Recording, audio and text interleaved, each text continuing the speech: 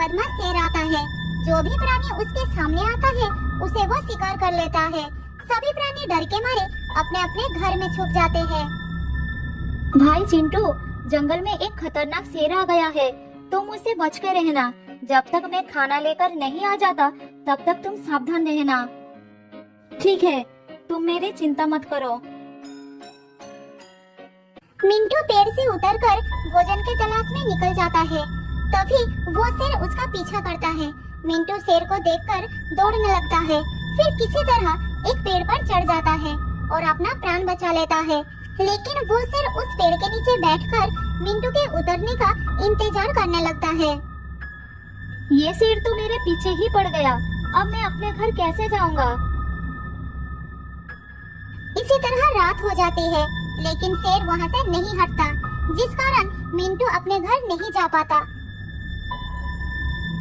उधर चिंटू अपने भाई के घर ना लौटने के कारण भूखा ही रह जाता है, लेकिन वो भोजन के लिए कोई भी कोशिश नहीं करता। पता नहीं मेरे भाई को क्या हो गया, कहीं ऐसा तो नहीं वो जानबूझकर आज वापस नहीं आया। मैं सुबह से भूखा हूँ, अब मैं क्या करूँ? बहुत भूख लगी है।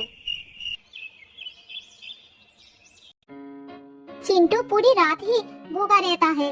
अगली सुबह मिंटू घर वापस आता है और अपने भाई को खाना देता है। भैया, तुम्हारी वजह से मुझे पूरी रात भूखा ही रहना पड़ा। तुम तो भूखे रहे, मेरी तो जान ही खतरे में थी। अच्छा, ऐसा क्या हुआ तुम्हारे साथ? मिंटू अपने भाई को सारी बात बताता है, फिर उसे कहता है, इसीलिए तो कहता हूँ तुम खुद से कुछ काम कर लिया करो, जिसे जरूरत पड़ने पर बुरे समय का सामना कर सको। अच्छा, ठीक है ठीक है।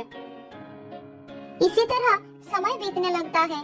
कुछ दिनों में बारिश का मौसम भी आ जाता है और तेजी से बारिश शुरू हो जाती है।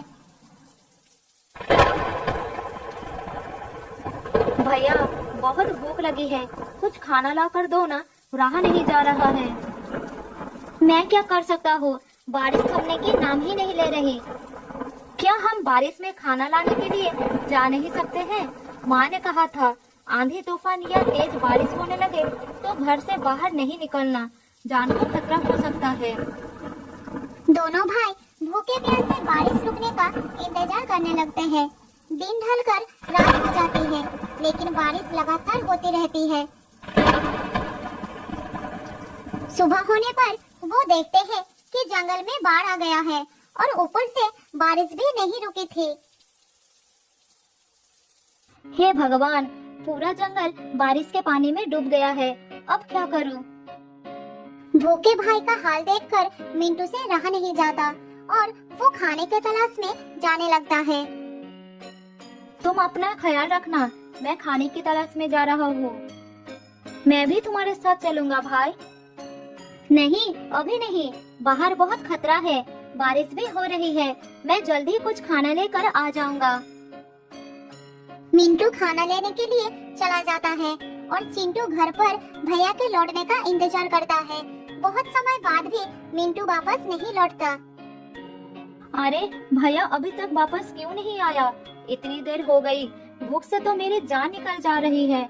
अगर मुझे खाना ढूंढने का अनुभव होता तो मैं खुद चला जाता। चिंटू को बहुत ही पछतावा होता है कि वो हमेशा दूसरों पर निर्भर रहा। उसने कभी भी किसी चीज को पाने की कोशिश नहीं की, जिसके कारण आज वो संकट में फंसा हुआ है। कुछ दिनों से लगातार भूखे प्यासे रहने से चिंटू की हालत बहुत खराब हो जाता है।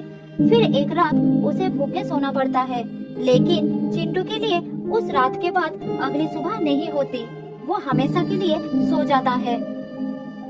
तो दोस्तों, इस कहानी से हमें ये सीखने को मिलता है कि हमें कभी भी दूसरों पर आश्रित नहीं रहना चाहिए।